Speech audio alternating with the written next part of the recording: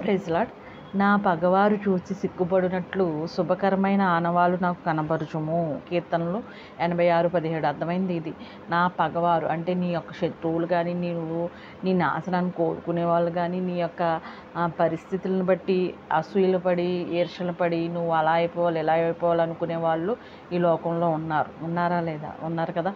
మరి అలాంటి వారు మనల్ని చూసి సిగ్గుపడినట్లు అంటే, అయ్యో మనం ఇలా అనుకున్నాం, వీరి జీవితం ఎంతో అద్భుతంగా, ఎంతో చక్కగా తీర్చిదిద్దబడిందని, శుభకరమైన ఆనవాలు నాకు కనపరచుము దేవా అని ఎల్లప్పుడూ మనము ఈ వాగ్దానాన్ని బట్టి ప్రార్థించుకోవాలి. కీర్తనలు 86:17.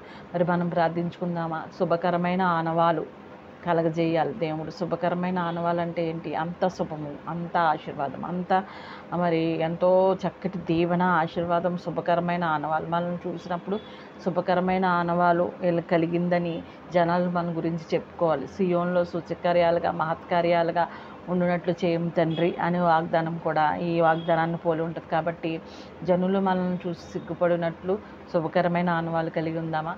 ఆమెన్. హల్లెలూయా.